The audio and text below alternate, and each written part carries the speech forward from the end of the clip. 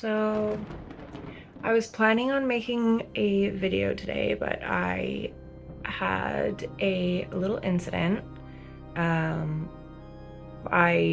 this guy at this like Halloween event was like really hitting on me, and he ended up getting too close and he bit me, which is just wild. So I am resting and I am skipping the video that I was going to make today to just be in bed and try and get better before Halloween, because I would really like to celebrate Halloween. So until next time. So it's not healing. It actually looks worse today. And I look worse too. So things are not getting better. I'm trying to keep you guys posted. I'm trying to keep everyone posted. So I'm really hungry, but I'm also sick to my stomach, so I'm not eating anything at the moment. I do have like some soup and like chicken broth and stuff that I will be heating up just to get something in my body, but at the moment that just makes me feel really sick. So I don't know. Stay hydrated.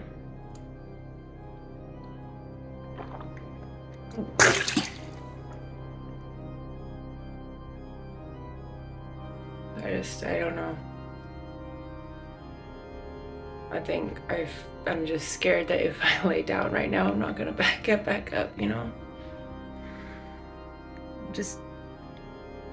I'm really thirsty and I don't know.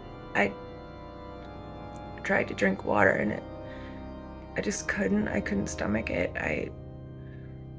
I really just don't know what's going on, but if I close my eyes, I really don't know what is.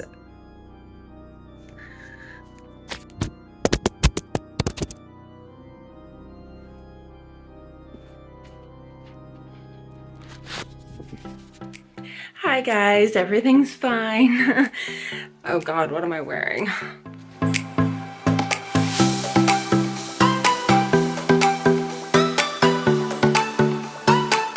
Hello everybody, my name is Courtney. Welcome back to my channel. It is getting so close to Halloween, so I thought no other time was appropriate more than now to do my top 5 vampire romance books.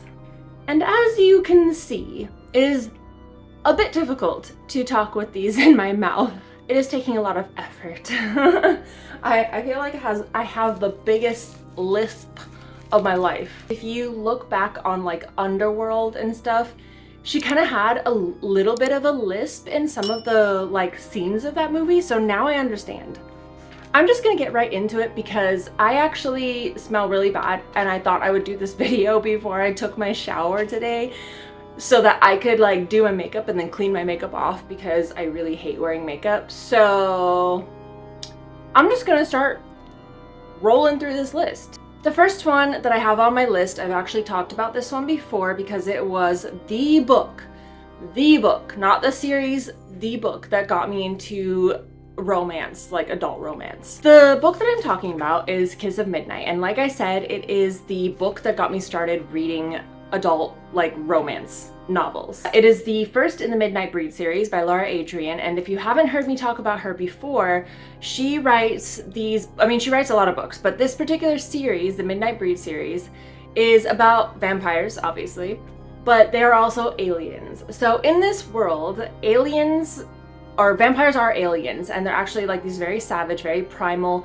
creatures that don't really have they don't really have a mind, they don't have a way to connect with people, they're very animalistic. And they are covered head to toe in these tattoos that change colors depending on their state of mind, their mood, their hunger, all kinds of other things. And when they came to Earth and started breeding, the first generation, technically the originals, they didn't breed with humans, they forced themselves on humans, and it started to create hybrids, human hybrids. And each generation of these vampires gets fewer and fewer tattoos, and they actually call them like first generation, second generation, and they are essentially aliens, and they are now like, the ones that can actually speak and communicate and be civil are ones that are part human. So I just thought it was really interesting, and I know explaining it sounds really weird, and I know that when my fiance, because he's the one that got me to read these books, whenever he would tell me about the plot, I was like, vampires that are aliens? That's weird. That's weird, right? But it's actually not. It's actually really, really good, and I love the lore behind it. I love the series is extremely long. It is a fated mate sort of thing because there are only select women that can actually mate or bond with these vampires and have their children, and when they bond, the women actually start to take on the lifespan of the vampire that they are bonded to. And I believe in the books, these breed mates is what these women are called, are marked with like a little birthmark sort of thing that is like a crescent, if I remember correctly, a crescent moon with like a teardrop or something in it. And that's how you know that they are a breed mate. When they find a breed mate, it's so rare that they kind of jump on it. But the first book is clearly about your brooding leader of the vampires, and he's got no time for relationships, but things happen, and it's a really great story, and it is the first in a very long series of books that are technically, they have an underlying story, but each book is about a different character. So I really enjoyed that. The next book that I have on this list is Chastly Bitten by Lexi C. Foss. This, if you are going to read this book, you have to be prepared. It is a dystopian world. Humans are thought of as nothing. They are slaves and that is it. They're really not thought of as humans at all. And we have this woman who is very beautiful, and she was raised as a virgin to be the perfect blood slave, basically. And she is purchased by this very beautiful vampire who kind of starts to put in question the training that she's had. So she has been trained to think of herself as nothing else than something to obey and something to serve. I mean, they make them prance around basically naked, and they violate them and they feed on them, and it is not uncommon for humans to die in the care of a vampire. And so she's been raised like this and she's been trained like this, but this particular vampire does not treat her the same as she would have expected. And she does fear for her life, but she's always feared for her life, so it's never been like, it's not something that is uncommon for her to be scared that she's just going to be sucked dry one day. But he starts to educate her, and he starts to question her, and he starts to drive her to question herself and to question the situation. And he educates her on the real history of vampires and humans, and basically trains her to have a mind of her own, which is, it's done a little bit cruelly because he kind of has to like really force that side out of her because she's just been conditioned and brainwashed. And but he's got a use for her. Like, there is a reason that he bought her, and there's a reason why he is training her this way. During the process of him training her to be this person and telling her his plans, they fall in love, obviously. And they do get bonded in this world, like the mates do bond. And it's just really pretty. It's a really interesting story, and I really enjoy dystopian stories. And speaking of dystopian stories and vampire books, today's sponsor is me. I am an indie author, and today, because I'm talking about vampire books, I wanted to do a little self-promo of my book, Feeder, which is also in a sort of dystopian world. It is a novella in a series of other novellas that are not connected and that can all be read alone. Feeder is about a woman who is trained to be a feeder, which is one of the most sought after jobs for humans, because in this world humans have no rights, and there's really not a lot that humans can do to survive in the world and to make a living. And being a feeder grants you the chance to be one vampire's blood bank, basically, instead of going to other blood banks and being fed on by lots of vampires. You get to be the blood bank for a rich vampire for however long you are contracted to be their feeder. And once you are done, you can retire and you are set for life. As you might have guessed in this book, things don't go as planned. These two start to fall in love and form a deeper connection. And I hope that if you guys are into vampire books, that you give it a read. It is on Kindle Unlimited and available in paperback. Getting back to it, the next book on this list is The Sacrifice and the Spare, and it is the first in the Bound by Blood series by Elle or Backenstone. I can't read my handwriting. You all know that. Sacrifice and Despair is a novella, and I thought it was really interesting because for such a short novella, we were able to get a lot of backstory and lore and world building, in my opinion, because sometimes with novellas, it's very difficult to do that.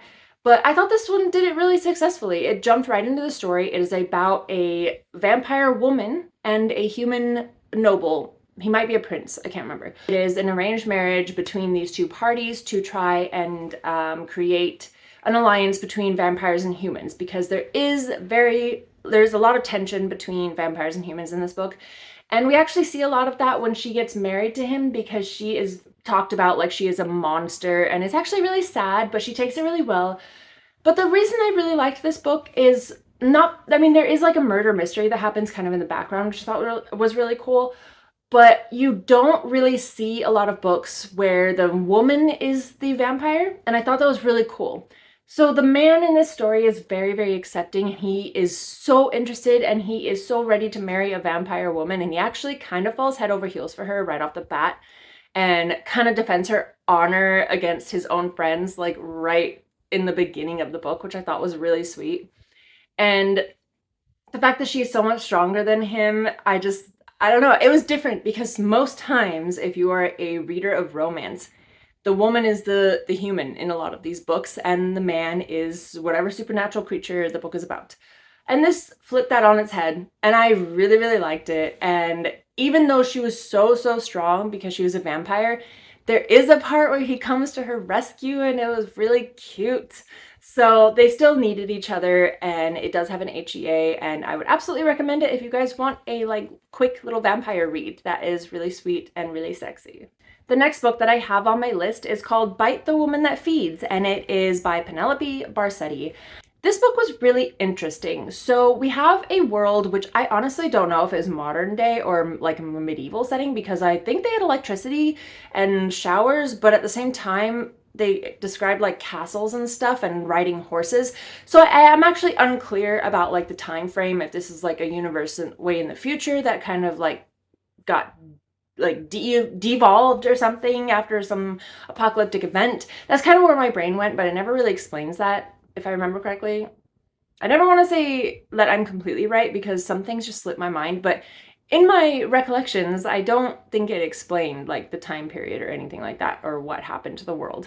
But anyways, we have this plague that has basically killed so many humans and made it near impossible for vampires to feed on humans, because if they feed on sick blood, then it just doesn't turn out well. So the vampires don't have any blood banks. They don't have any people to feed on. And they go to this human kingdom saying, basically, we're gonna attack with our giant vampire army if you don't give over some human sacrifices for us to feed on, because you really don't want a bunch of hungry vampires knocking on your door. So the prince, who is now the king, he already has a wife, but like a wife who he married for political reasons. But the woman that he was in love with is a maid in the castle, and she just happens to be somebody who is immune to this disease or this plague. And so instead of handing over a whole bunch of people to these vampires, he cold-heartedly, with his new wife's whisper in his ear, hands over his immune ex-lover and says, she's immune, she has antibodies or something, you can use her and figure your shit out. And the vampire agrees. He takes her along with like 3 other people, which is a lot less than what he was requesting to begin with. So she is whisked off to his kingdom. She hates him. She has heard so many stories about people dying in the care of vampires. She hates him. She's bitter about her experience with her ex-lover / king.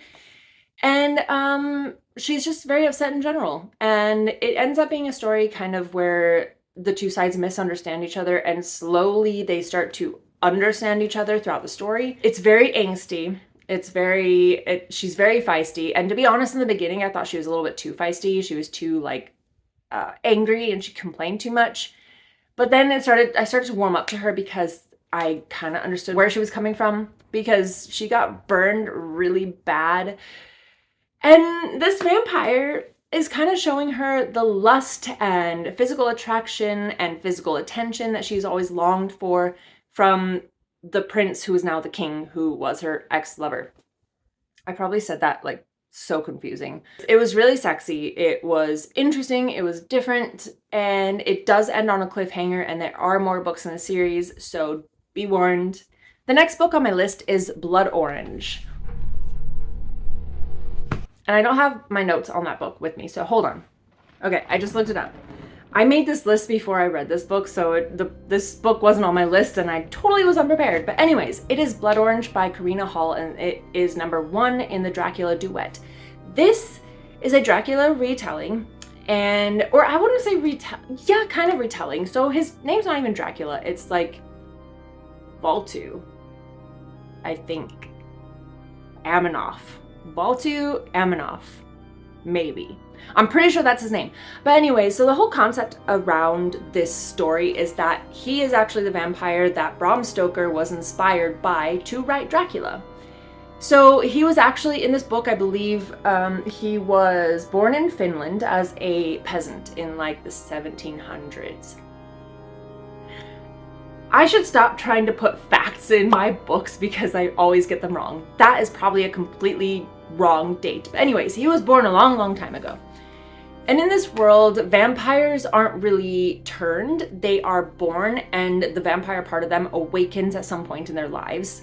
And his happened to awaken when his lover, who he was planning on running away with, was killed before his eyes very violently. And she was also pregnant. I don't know if it's not really, it happened so soon. I don't want to say it's a spoiler. But anyways, she dies. He goes into a murderous rampage, at which point his vampire side awakens and he becomes Dracula, or what would later inspire Bram Stoker to write Dracula.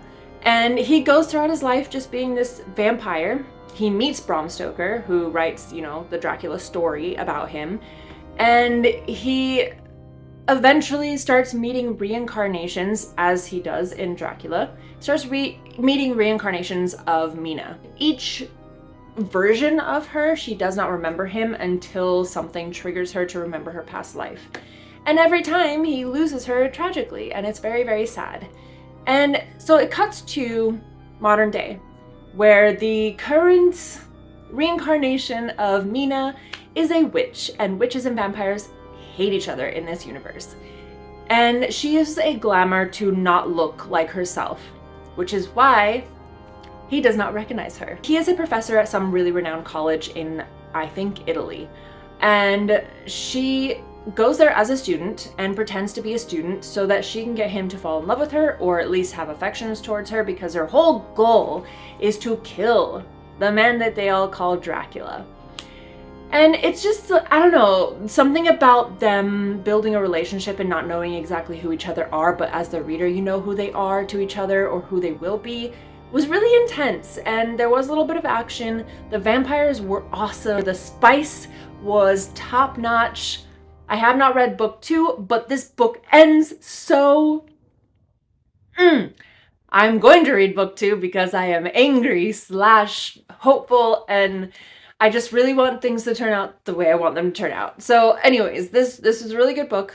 I really enjoyed it. I really liked the lore behind it. I liked the idea behind him being Dracula, but not really Dracula. And I thought it was really interesting. And honestly, if I were to rate my list of books that I gave you guys today, this is probably the most vampire. And I say that as in, like, it was the most classically vampire, the most Anne Rice vampire, like, because I always kind of consider her like one of the original vampire writers, like the ones that really brought vampires into popularity.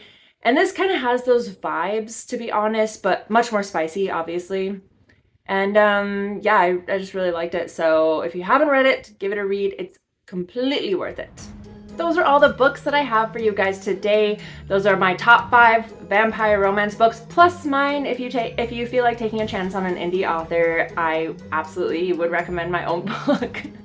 That sounds really conceited, but I just hope you guys give it a chance. I would really appreciate it. Until next time. Oh, So on Tuesday, on Halloween, I am releasing a vlog that I did of a trip that we just took this past weekend to a haunted hotel here in Arizona in a very old mining town called the Copper Queen. And it was a really interesting trip. I vlogged the whole thing, and I hope you guys come back to watch that because I thought it was really fun. And I did do a few little book things, and we did photo shoots. We did a little ghost hunt at the hotel, and it was really fun and really interesting. And it is almost November, which I can't even wrap my brain around that. October just flew by so fast, and I guess it's because I love Halloween so much that it just zipped by, and I feel like I didn't do half the stuff that I wanted to do. But anyways, I love you all. Thank you all for being here. Like and subscribe, comment. It really, really helps me out. I'm trying to get to the 500 subscriber mark. So if you guys could share this video, leave a thumbs up, all that stuff, I would really, really appreciate it. And I will see you all next time. Bye!